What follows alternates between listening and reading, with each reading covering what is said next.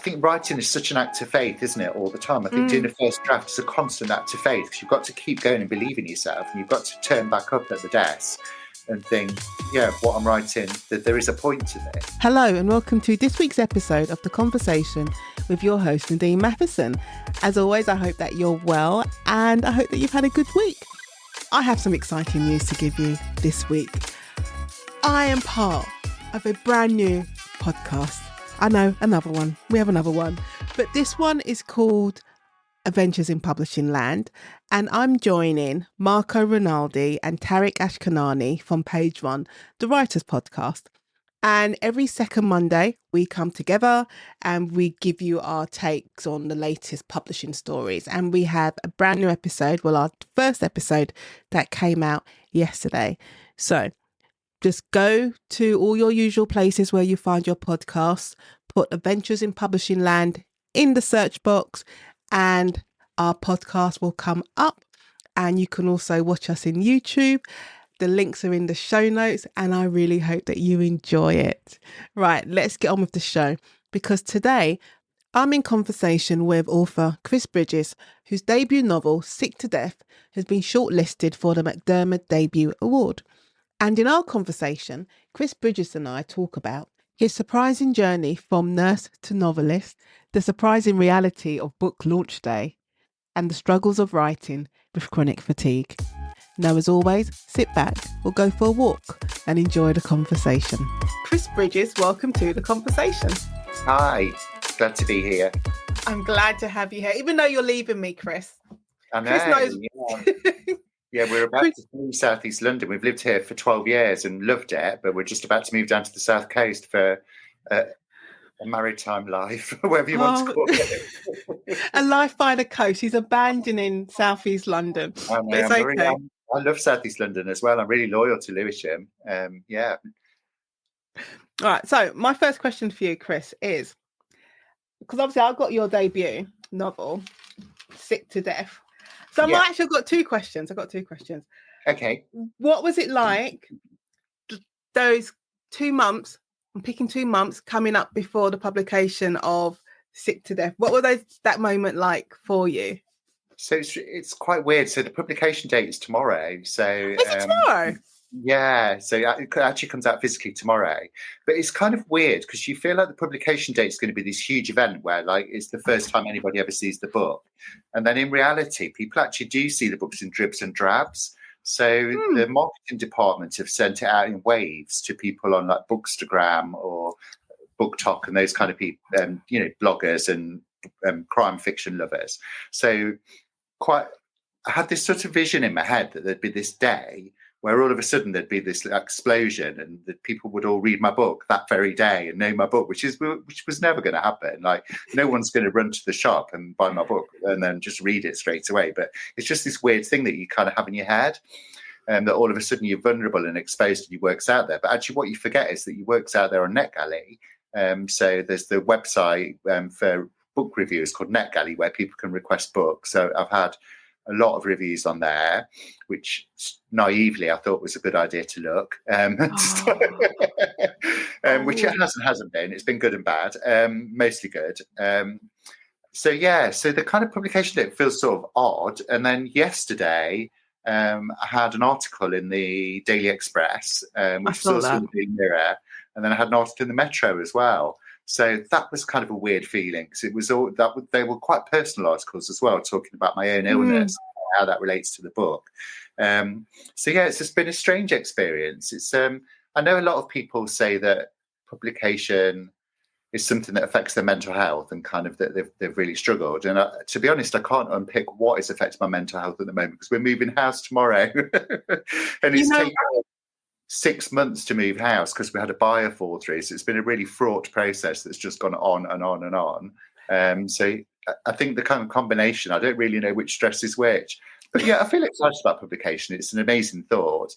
I have this like really humble dream I probably won't do it now, will I? Because I'm leaving London. But see someone on the tube reading my book. Oh, I haven't had the tube yet. I haven't seen it. But I've had it when my friend she's seen someone on the train reading it.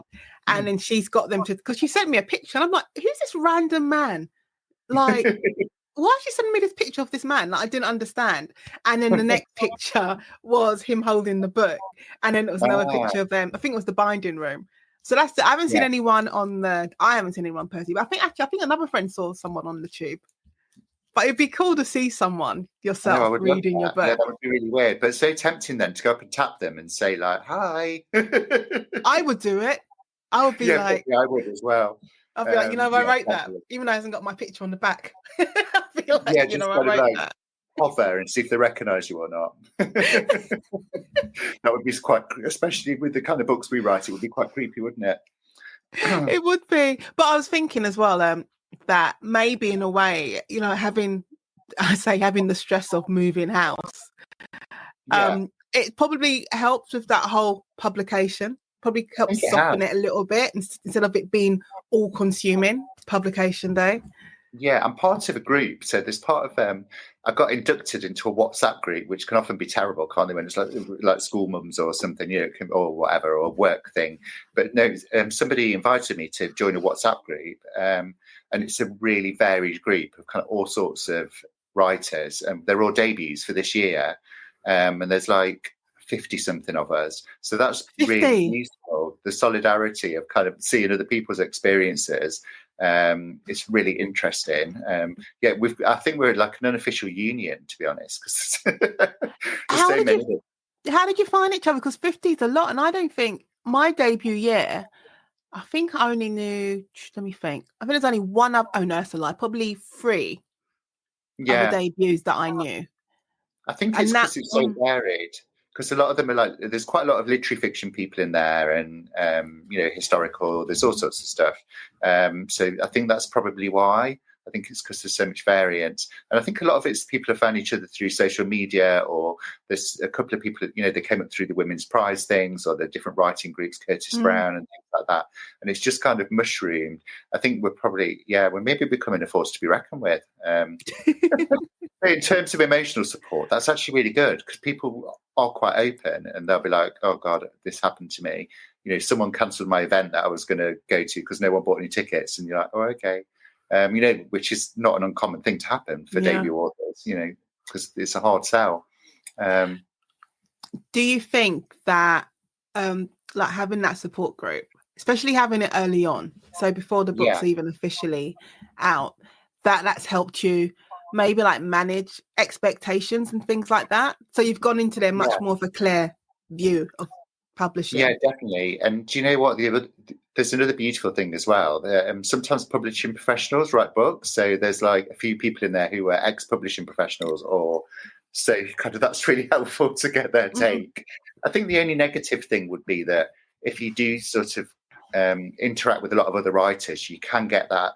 You've got to watch that you don't get the comparison envy.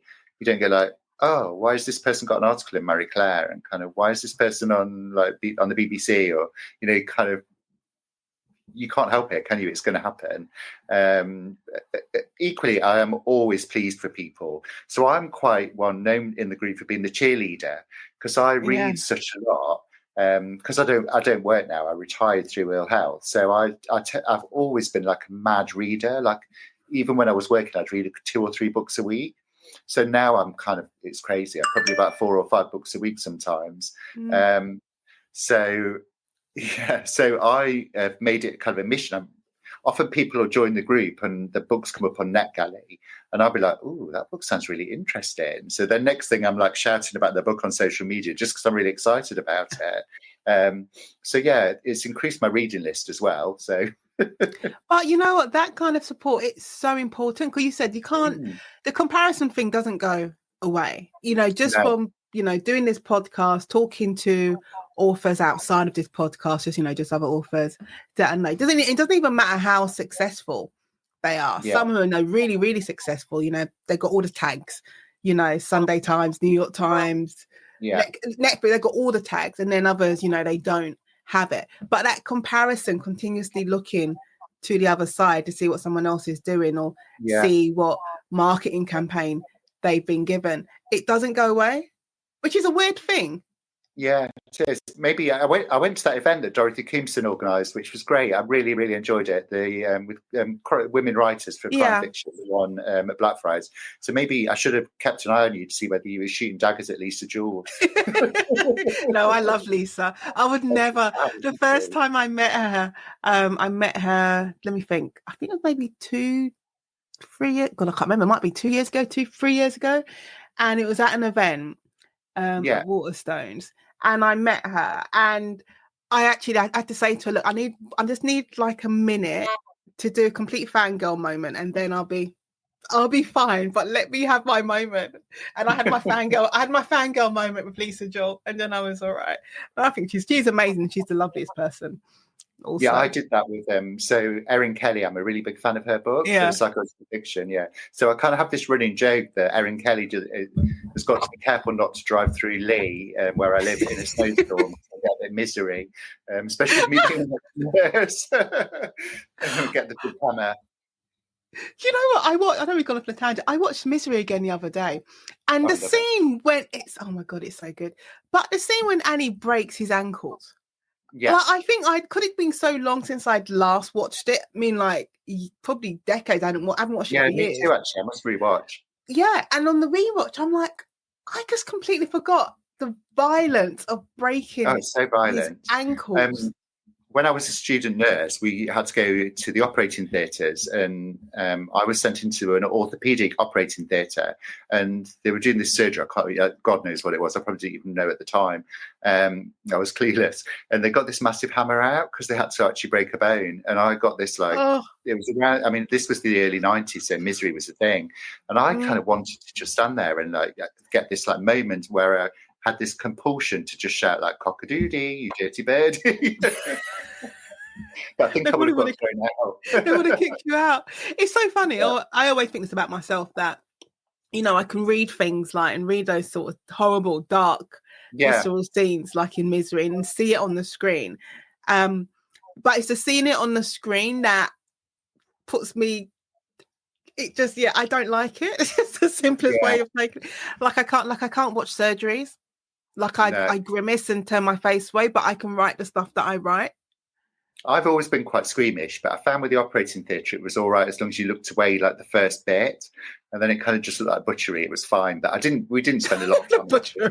Thank goodness that wasn't the career I went into. I was more work with oncology and palliative care and stuff. So it's weird, because you're saying once you get past the butchery you're fine, and I was I'm probably the same in terms of work and criminal law. I was fine looking at autopsy pictures because you're okay, it's just I don't know, it's so far removed, it looks almost clinical. Yeah, but there are times you can't actually.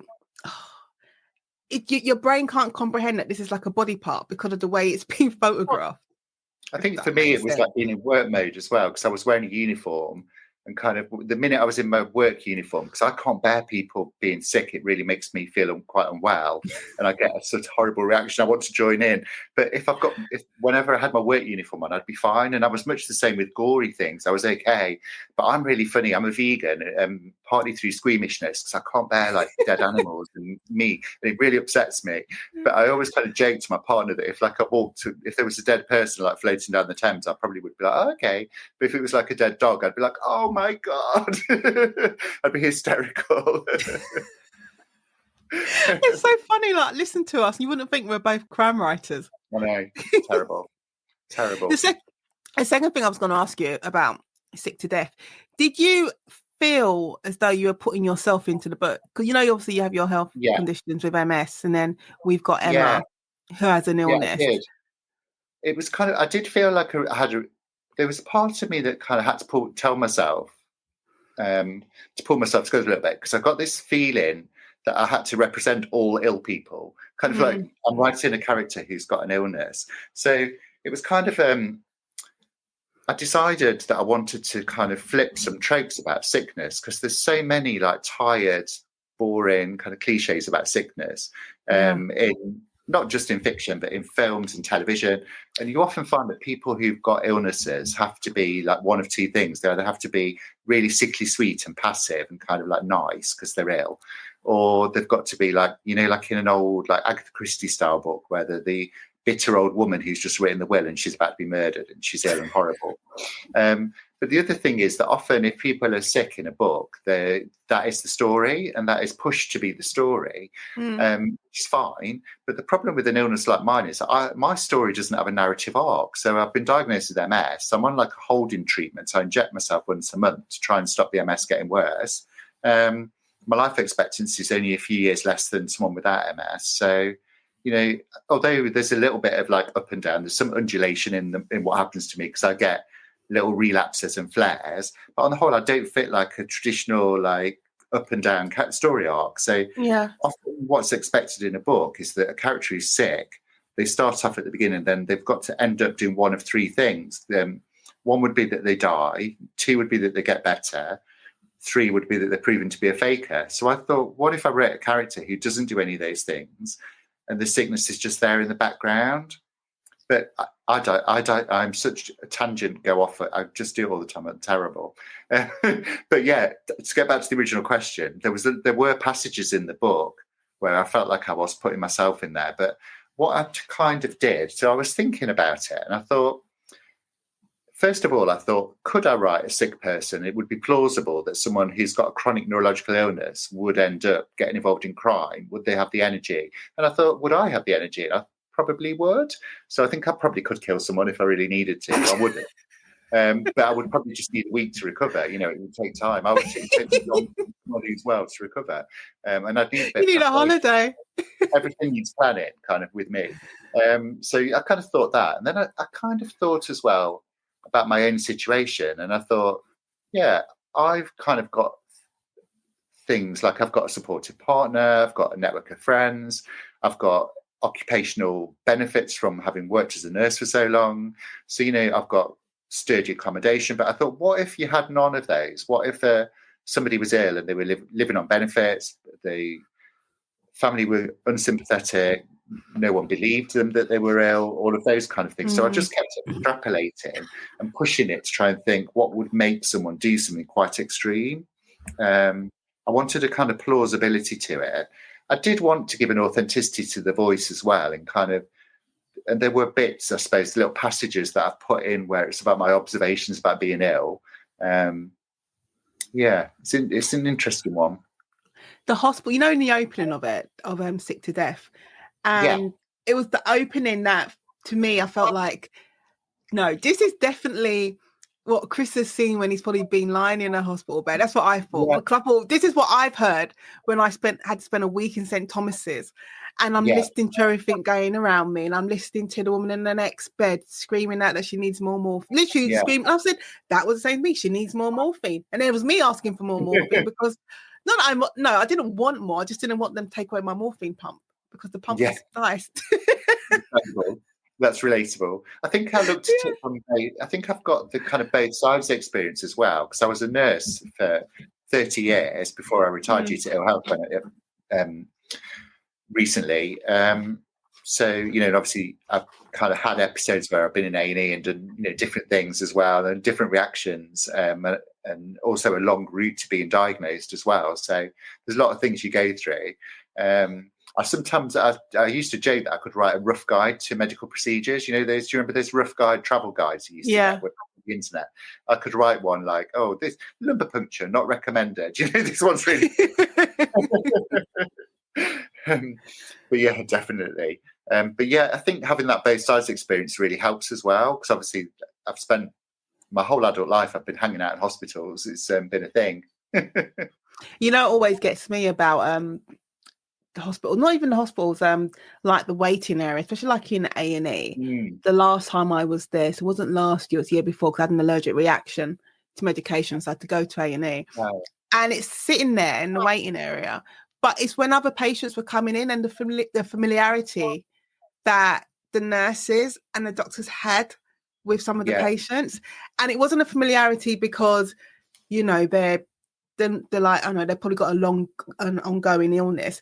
It was the one because they just want company, and they were always coming in to A&E. Yeah, it's I recently had an episode where I just the MS symptoms all flared up, which can just happen sometimes.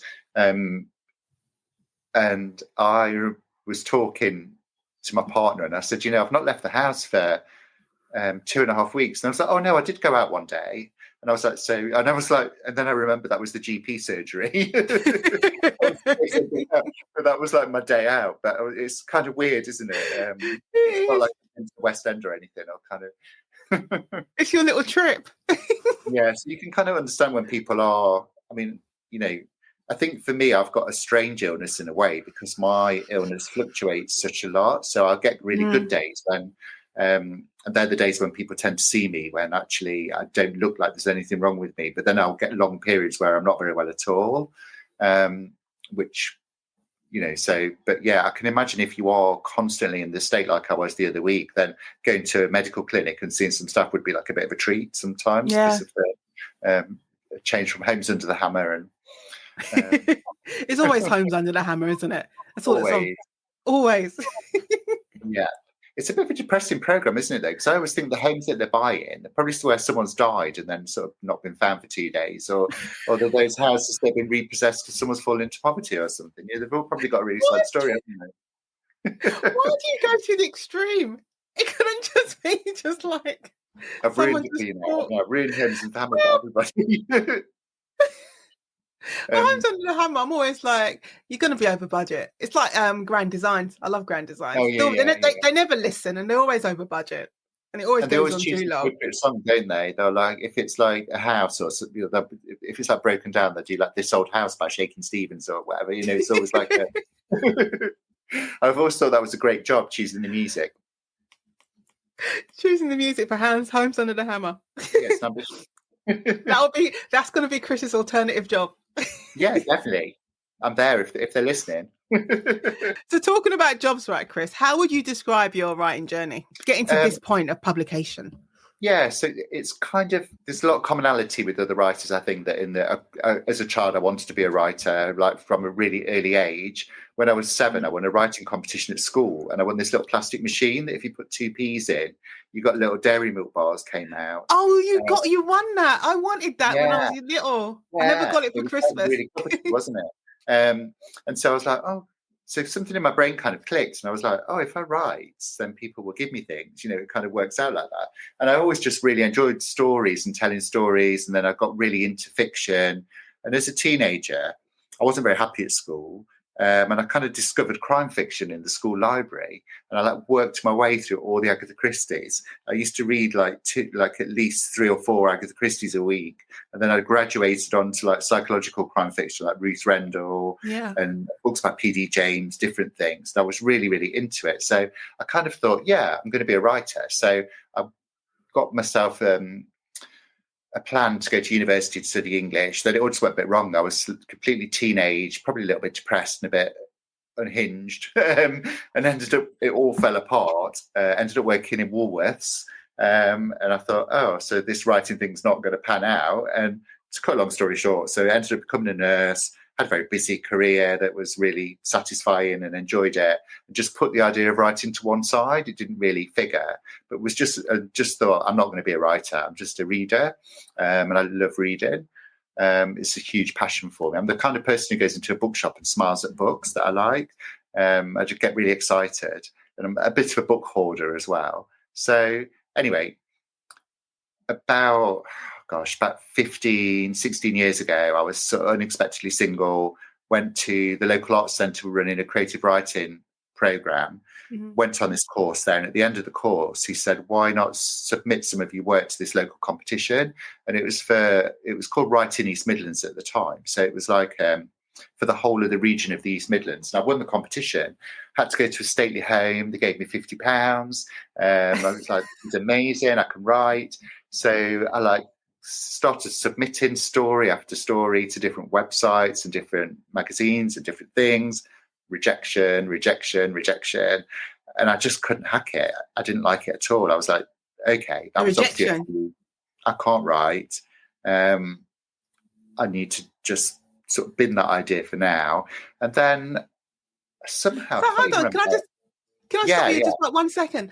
So even though, I'm going to go back to, you won the competition when you were 7 years old. Then obviously Yeah. it doesn't pan out, but then you start writing, you win another competition, you get your prize, and then you couldn't manage the rejection, even though I'm thinking, even though you'd got validation that you I know. can write. Ridiculous.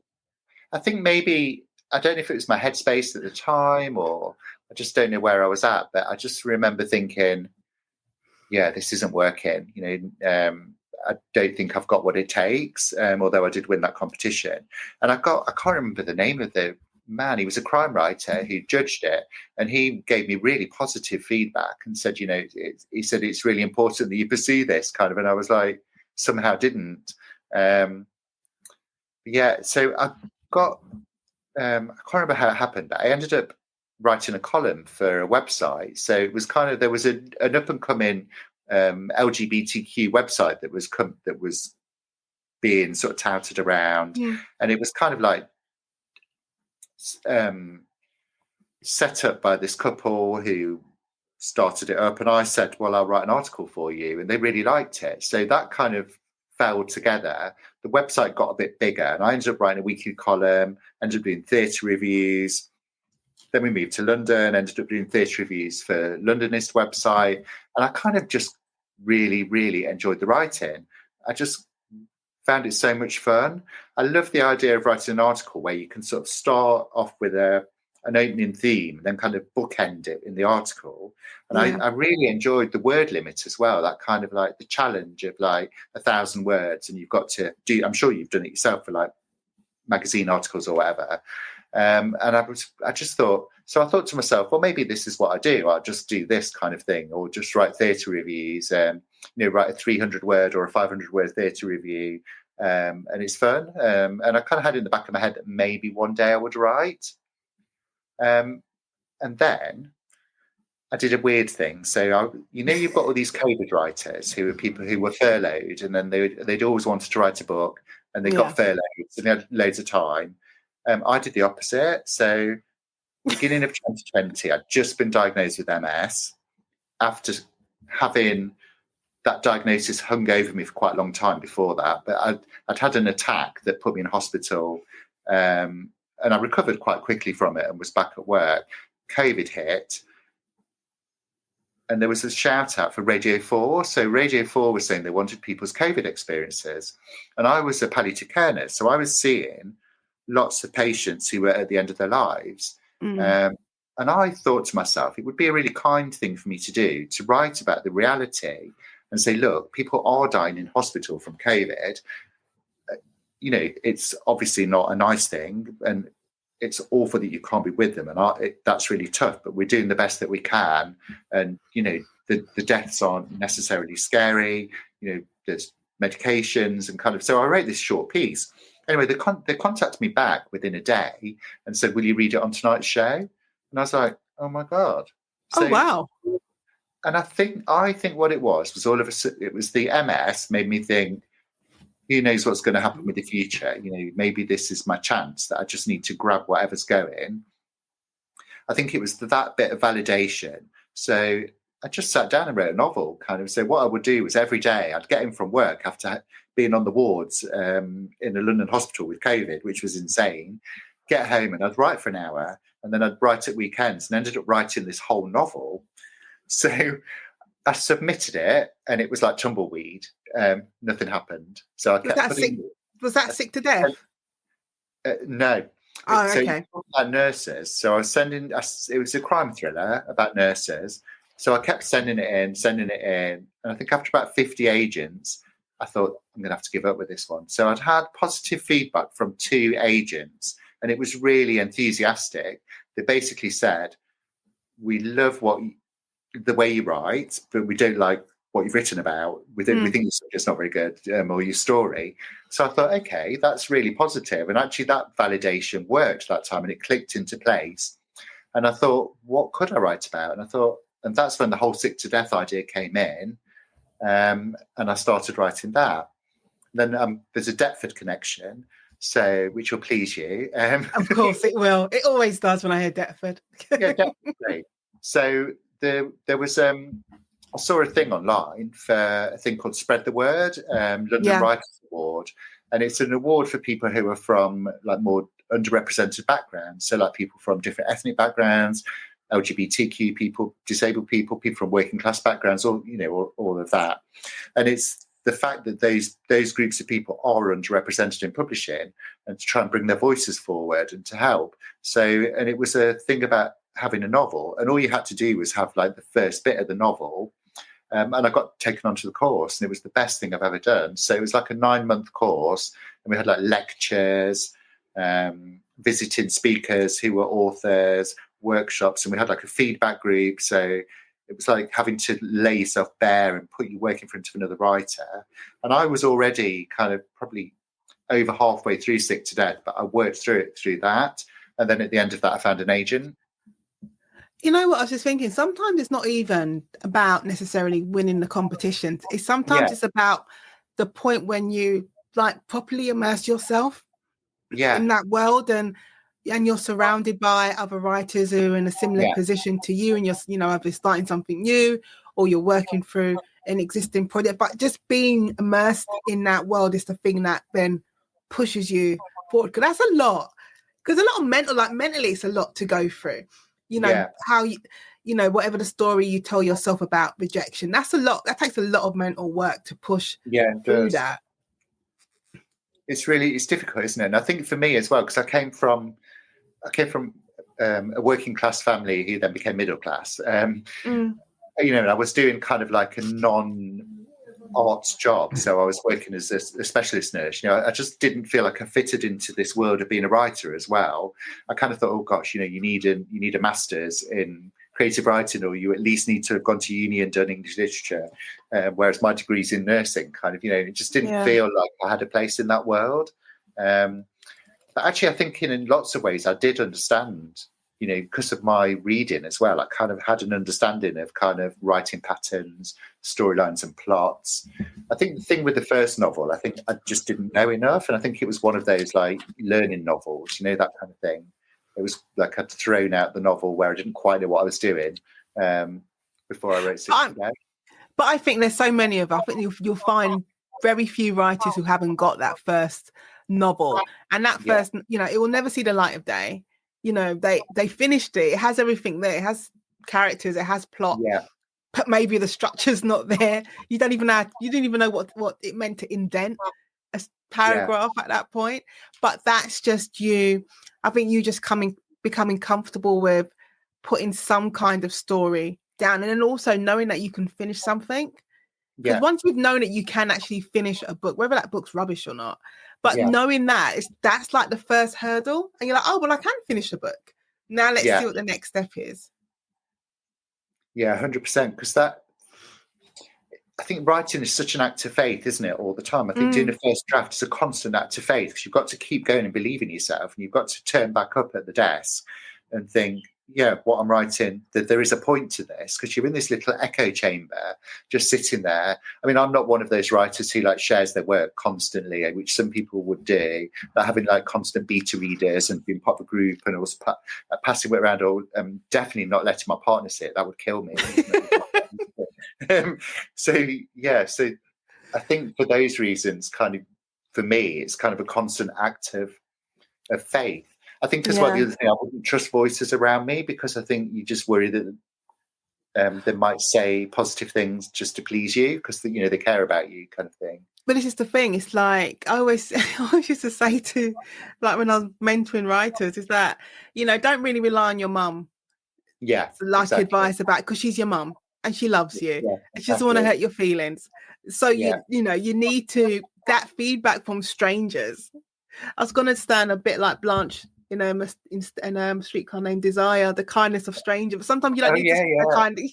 Sometimes you don't need the kindness of strangers. Sometimes you need the bluntness of strangers when that's reading my favourite your book. play, by the way. Is it really? I had to read it. Fanatic. I read it in school when I was like 15, and I was playing. They had me reading up Blanche. Oh, that's amazing. I saw the recent version with Paul Mescalin, and I saw the Gillian Anderson one. And when I saw the Gillian Anderson one, I had to sit on a bench at the cut at Waterloo for 15 minutes after the play because I couldn't. I was like, I was so dazed. I was like, I need to just have you need to decompress. Yeah, I just sat there like staring. You weren't mouthing along when she goes up. Oh, it's depended on. I'm trying to do a really bad Southern accent. Southern Belle. Yeah. I don't think I've got the right accent for the Southern Belle. It doesn't work. Listeners, it's time for a very short break. If you're enjoying this conversation with Nadine Matheson and want to help keep the podcast going, why not buy me a cup of coffee? Your support goes such a long way in keeping these conversations flowing. Just check out the link in the show notes. Yeah, there's a constant act of faith with writing, isn't there? And I think that's the hard thing, isn't it? And I think I think that's there for everybody. It's there, regardless of whether you've got a master's in creative writing or regardless of whether you've come from an upper middle class background and you're surrounded by writers, it's still there. But I think definitely there's extra layers to it if you're someone who's from a different world, because there's a huge imposter syndrome feeling, which, to be honest, I'm pretty big on imposter syndrome regardless of what it's about. But, I think that's, with writing, it's really easy to have that because you can see writers as being something elevated and special, who, have got this amazing, I think, there's this image as well. You think of like Jessica Fletcher on Murder, She Wrote, where she just sits at the typewriter and then this sort of thing comes out. She's got this novel and she just it's published like within a week.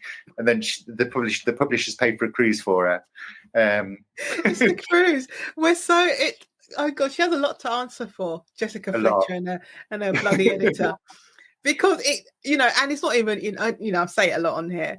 It's not even Jessica Fletcher, Murder, She Wrote. There's so many films you will watch or TV shows, or TV films more especially, about a writer, and as you always say, their editor sending them off to help finish their book. And you're like, I watched one the other day, and they sent. And it's one of these Hallmark movies. And this woman's book got to number 1. She didn't know it was going to happen. She's surprised. Now she's got to go out on her tour. And they got her someone to help her with her public speaking. But it wasn't like, going off and do a class and come back. This guy was with her like 24/7 for weeks. I'm like, that's so unrealistic. One, it's also concerning. I don't know if I want someone following me for like 2 weeks. But also, it's just unrealistic.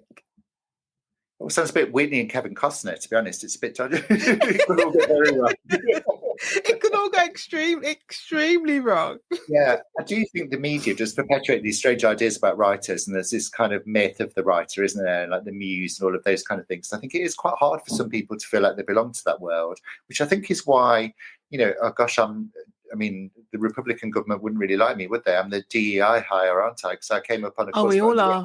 People. So, yay.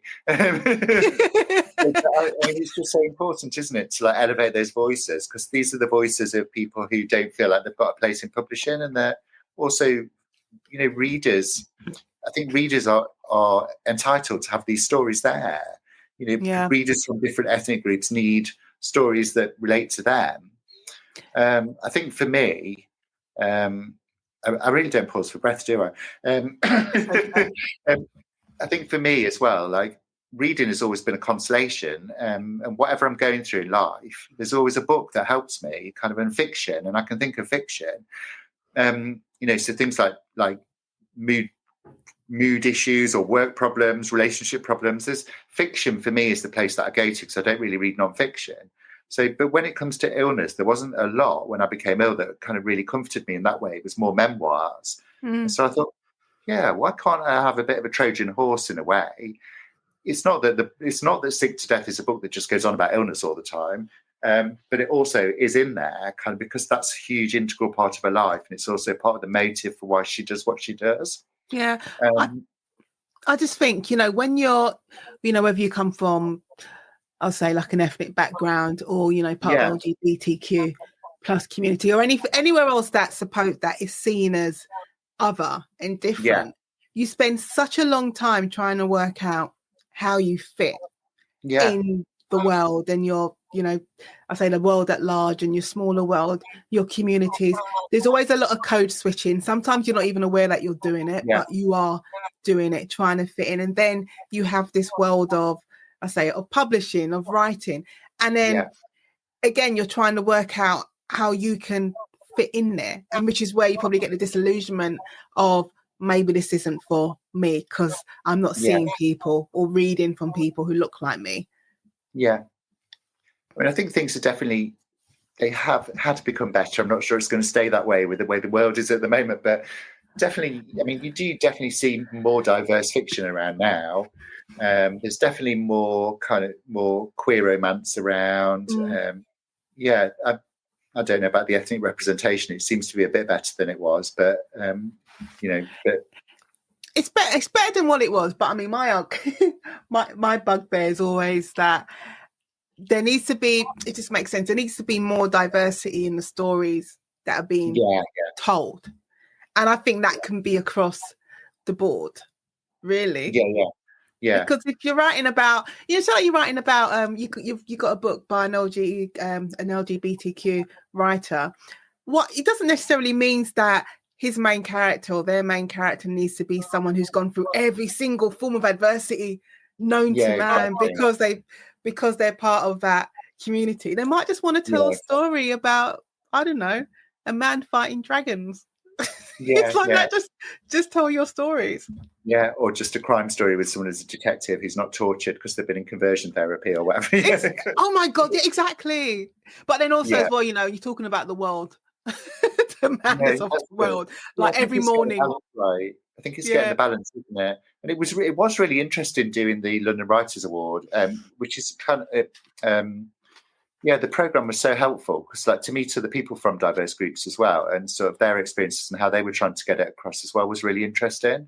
It was split into groups, so I was in the commercial fiction group, which I was called like I always felt like we were the like sort of dirty money makers, right? In like crime and romance, fantasy, where you've got the literary fiction groups who.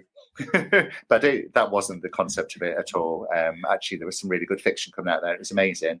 But just the act of sharing your work as well in a group. So we had a facilitated group with a published author who was really helpful. And she, so we would take it in turns that two people each week each session would read out some work, and then there would be critiques of the work and stuff. Or they'd submit work, not we'd read it out. It would have been submitted previously, and then we'd give constructive feedback. So all of that stuff, it was invaluable. And I did learn so much during the course about things like things I'd not understood about point of view and plot structure, and just sort of, quite, although I'd listened to like loads of podcasts and read lots of writing books because I was quite keen to do that. And I was doing all that kind of trying to think like a writer, trying to watch television and think, how is this structured? How does that work? It's interesting. But it's not until you have someone read your work and actually give you feedback that you understand what it means to have a change of point of view. And God, even if you look back at something you wrote years ago, and I did the same thing, I looked back at something I wrote about, let me think, maybe about 10 years ago, 10, 11 years ago. And I read it and I was like, there's like 3 point of view changes in the first 2 pages. It's like, I would never do that. Never do that now. Because I know that was not the way to do I think it's a common early writer's mistake, isn't it, to that head hopping thing. I'm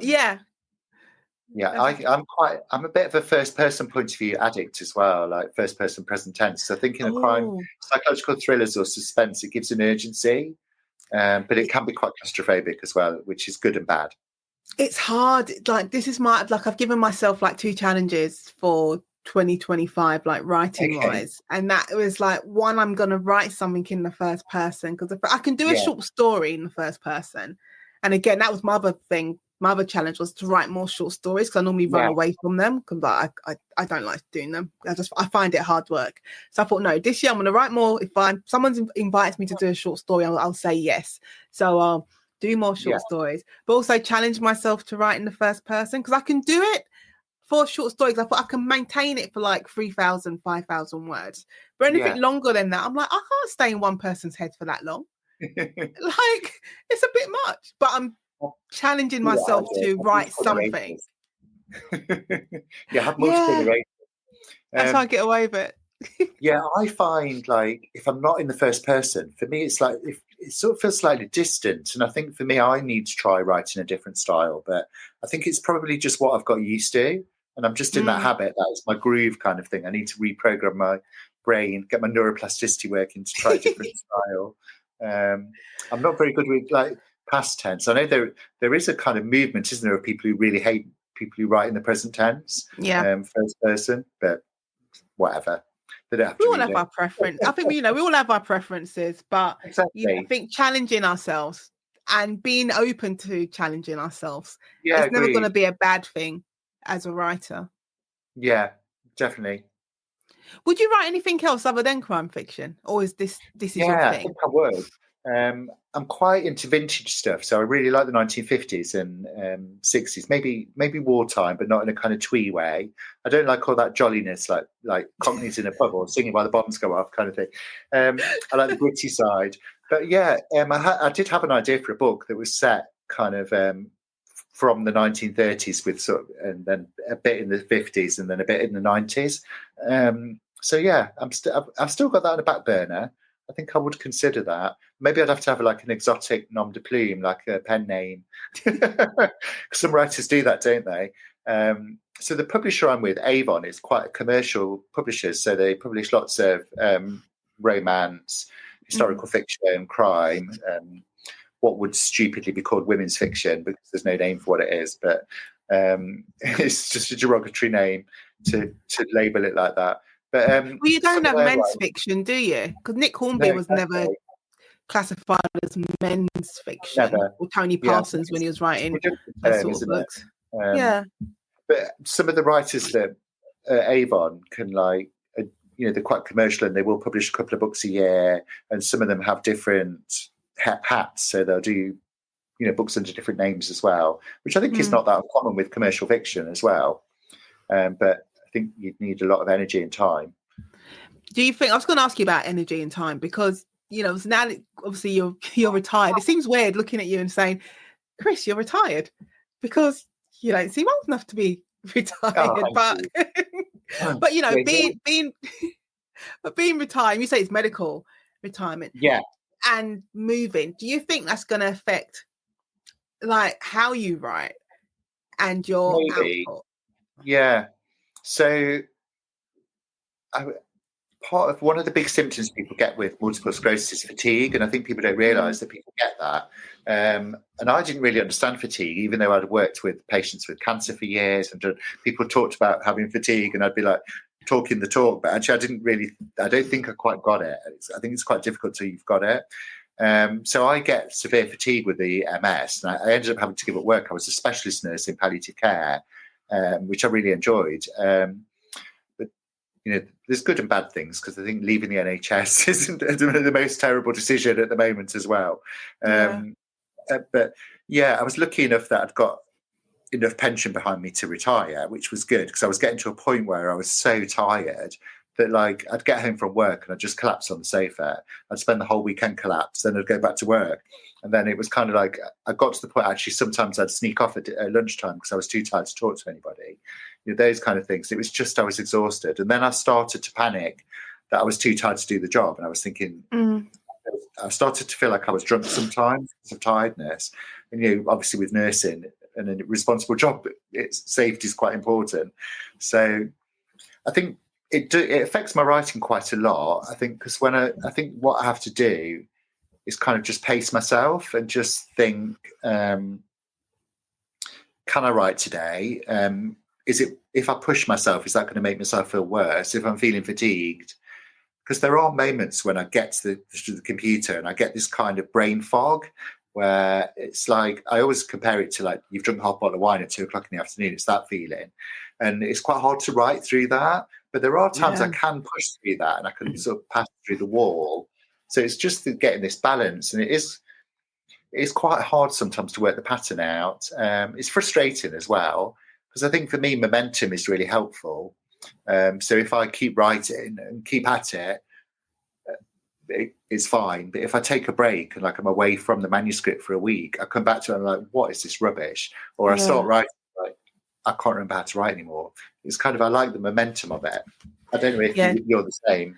No, like I say, my only comparison, like medical wise, is like being anemic. And I'd have a moment, and when I'm not someone who naps, like I just haven't been. I'm just if I nap, it's because I'm ill, and so I'm ill if I'm falling asleep during the day. So I'm just someone I just constantly go. But when my anemia, so when my iron levels drop, and it's always at 2:00 in the afternoon. 2:00 in the afternoon, I could be sitting there and I'm like, I need to sleep. And again, that description you gave of the brain fog, and I'm looking at the screen. It's like I got nothing. There's nothing's going in, nothing's coming out. I just need to just lie somewhere and just sleep. I remember one time I was at the doctor, like I had a blood test, and they called me in. Doctor's like, I need to speak to you, and I'm like, what's wrong? He said, are you okay? And I said, no. He was on the phone. He goes, are you okay? I said, yeah, I'm fine.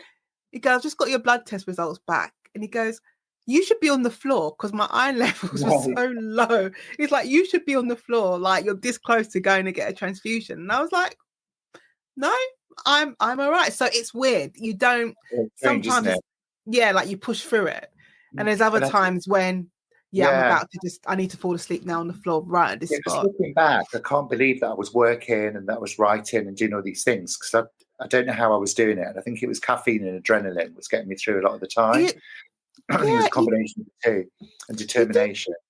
You do push yourself through so many, and it's when you look back, especially, and I think because my anemia was linked to my endometriosis and fibroids and all of that stuff.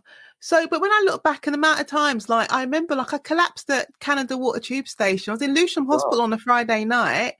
Leaving there at stupid o'clock in the morning, spending the whole weekend like on the sofa because I am ill. And I still went to court on Monday and did a trial at the Old Bailey.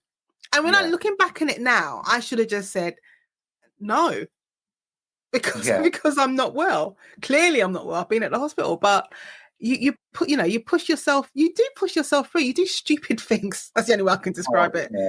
You don't prioritize. The publishers have been amazing, actually. They're really understanding about it as well. Because I've kind of pre-warned them that like moving could potentially set me off into like a period of being a bit less well. Because at the moment I'm doing edits on book 2. So I've got a second novel, which is coming out a year tomorrow. So we're kind of like well into structural edits, and I'm due some more feedback to come. So, I've got through, I'm partway through the really difficult bit. But I have warned them that I might need a few weeks. Yeah, you need that because it's not, and I understand it's not just that I finished a book and I'm just tired. Let me just have like a couple of weeks off just to relax. It's a different, I'm calling it like a full body, like you need to stop, recalibrate, and then deal with whatever follows on from that because of your I've got quite a type A personality. I'm quite ambitious, quite driven. And I find it very frustrating as well to kind of not be able to do the things. It's really annoying. I'd quite like to just be writing all day, every day, kind of doing loads. But actually, I've kind of learned I can only write for a certain amount of time, and then I've got to kind of rest. And I mean, thinking's writing as well, isn't it? It's a huge part of it. It's there, oh my God, every moment. I was looking at. I always think about this one moment. I think I was washing up and I was putting knives away. No, I wasn't washing up. I was watching, for some reason, my mum was here and we were watching, I think I must have been flicking channels, and I stopped on QVC and they were advertising like a block of knives, advertising the knife set. And I said to my mum, could you imagine like a killer sitting there watching QVC thinking, that's a good knife. The paring knife would be good for that one. Mum was like, what is wrong with you? But this is how your brain is always thinking, I think, as a writer. I'm just imagining your mum's face when you said it as well. I'm like, it's like, this is not my child. I don't know where you came from. I think for me, dog walking's a really big one. So I've got a silly little dog. I've got a miniature poodle who's all like 1950s cut with big pom poms.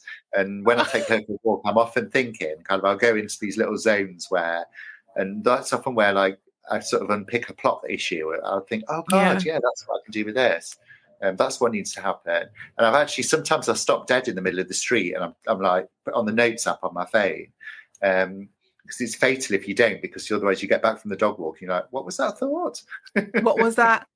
I've gotten better at that, like putting notes in my notes app. And actually, when I'm walking in the morning, because obviously I've got my AirPods in, and I'm like, oh, because, you know, my phone's in my leggings. I ain't got time to pull it out.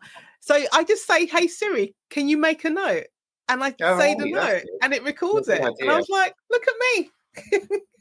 Yeah, because if you don't do it, it's terrible, isn't it? Because you completely forget, and then you got it in your head. You determined it was the best idea ever. You're like, what was that amazing idea? It was the best idea ever, and it probably wasn't. Well, I'm convinced I did have an amazing idea a few weeks ago, and I had this idea. I was sitting on my sofa, and I was like, "Oh my god!" And I don't know, I can't remember whether it was something to do with an existing book that I'm writing on one of the Henleys, or whether it was something new. And I thought, "Oh my god, this is so good. Let me write it down." And I said to myself, I'm just going to go upstairs and I'll write it down. I never wrote it down. To this day, I cannot remember what it was. And it still bugs me because I know it was good, Chris. I know it was good, but it's gone. Maybe it'll come back. It'll come back. It's got to be, it'll resurface. It's like trying to hold a ball down in a swimming pool, isn't it? It bounces back. Yeah, it will bounce back. Right, Chris, do you want to tell the listeners of the conversation about Sick to Death? I'm going to hold it up because, you know, people can see. Thank you. You're welcome. You know why I think it was out? Because I haven't got the proof copy. I've got the final copy. Yeah, that's what they did. I think we ran out of proof, so they sent some final copies out. So yeah, which is because I was like, maybe I missed publication day, and because I'm seeing it everywhere. But as you explained, didn't it? Well, publication date was a month ago, and then it was put back because of the retailers. We've got a retailer slot in the supermarket, so we put it back to coincide. So we like those, which was fine. Except it means it's on moving day. That could be the thing that happened. So Sick to Death is about Emma, who's a young woman who lives in southeast London. She's got a neurological disability.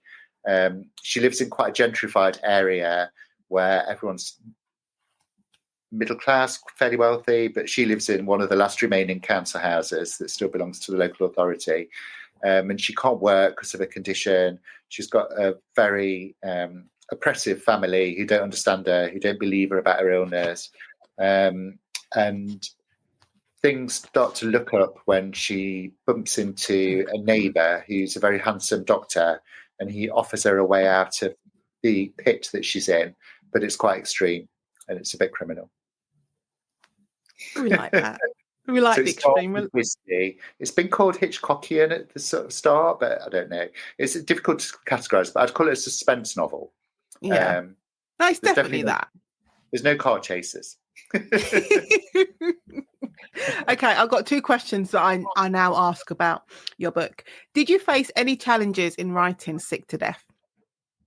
Could have been a personal one, could have been one about writing the book itself. Yeah, I think for me, it was structure that I found really difficult. I found like getting the structure right was so tricky because I just didn't quite. I became a little bit obsessed with it, like with having the right midpoint and kind of how to fit it together. That was one of the things I got really kind of hung up on. And I think it has worked, hopefully. And I think by the time I'd submitted it to agents, I'd kind of got there almost. Yeah. But yeah, it was quite difficult.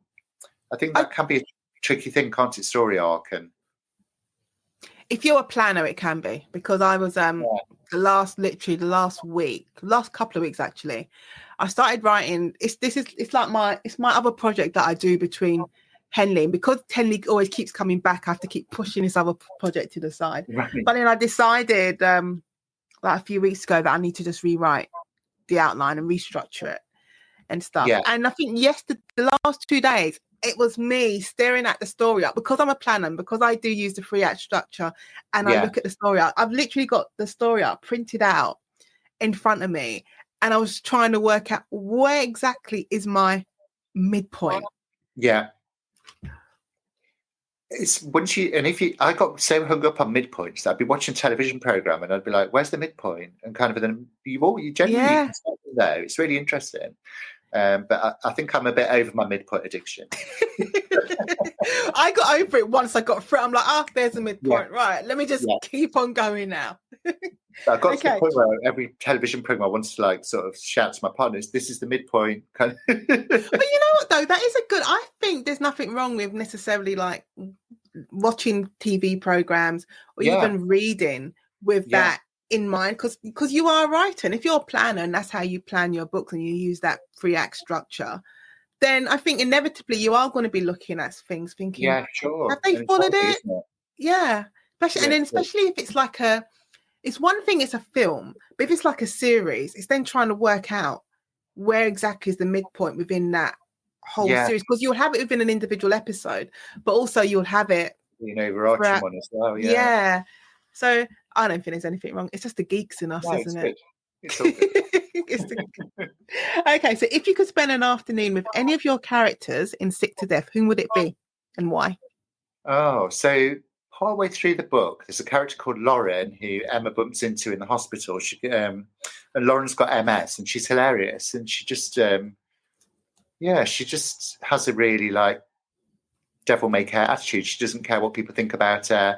She's really funny. She's a beautician, so she could probably laminate an eyebrow. She's really handy to have around. She makes jokes about doing an OnlyFans for specialist services kind of thing. She's quite sort of the disability. She bats it off and kind of just gets on with life. And I think she's a great that.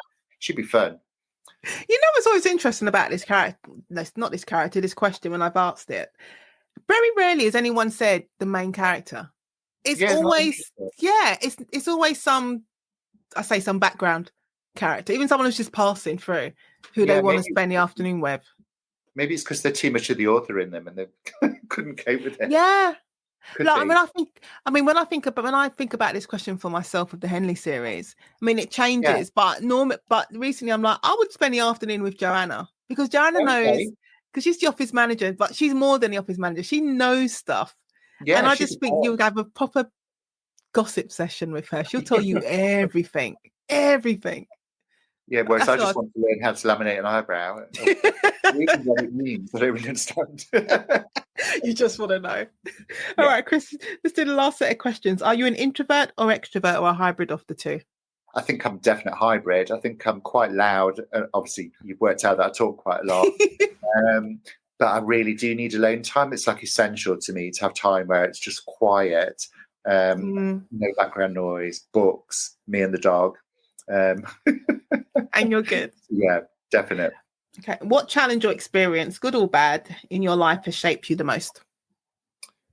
I think in terms of a challenge, I would say my job. I think being a nurse has shaped me massively. I think it's one of those jobs that does change you because you're seeing lots of things. And I think my career has been a continual challenge, and the nurse training was quite a rude awakening. And I think it's shaped me in lots of ways. I think it's given me more understanding and empathy. It's helped me kind of understand people's psychology a little bit more as well. But it's occasionally been a traumatic experience as well. Not uncommonly.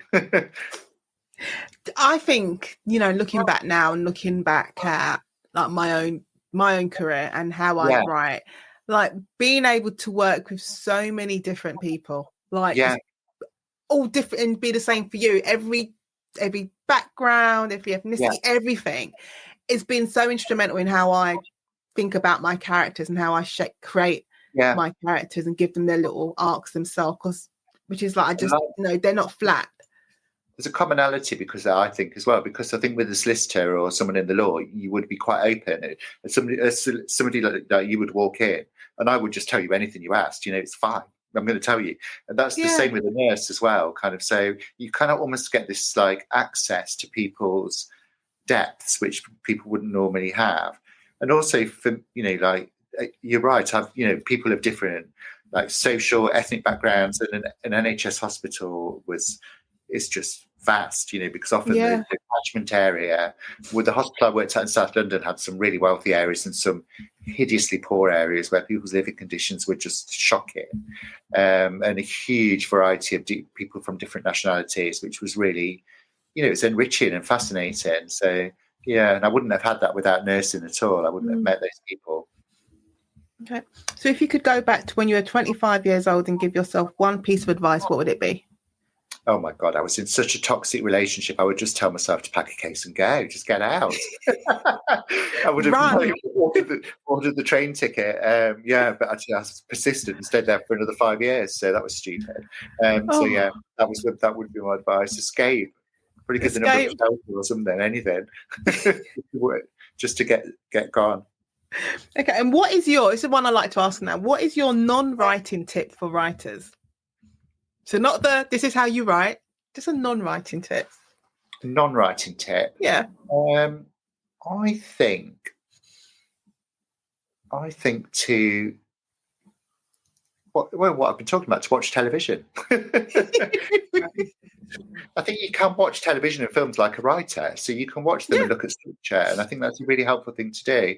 There's actually a book. It's called Into the Woods. I've forgotten. Is it John York? It is, because I've got it. Literally, it's in front of me. I'm looking up Into the Woods by John York. Yeah, and that one, he looks at film, and so I think and he looks at things like The Godfather and kind of the structure of films like that, and I think it is really helpful. So yeah, I saw him because when I was doing my MA, and I think every Wednesday or every maybe once a month, we'd have someone come in and they'd deliver like a masterclass or the guest lecture, and he came in and he did one on it's probably why I'm so obsessed with it. He did one on the story arc, the 3-act structure. Yeah. And I got his book out, and he was so good, and I was really just like, no, yeah. So it's one like it's so relatable. So I think he used, I can't remember if he uses The Devil Wears Prada as one or something, which is definitely The Martian and The Godfather. But it's really interesting and to think about how other media can be like books as well, because they've got story arcs and character development and those kind of things. And well, one of the other ones I recommend is another one, Screenwriting Tricks for Authors by Alexandra Sokoloff, and it's so good. I go back to it all the time when I'm planning, because she will, take movies and break it down, looking at the 3-act structure, looking at characters, looking at plot, and because it is literally, sometimes I just need a paint by numbers. I don't need a full.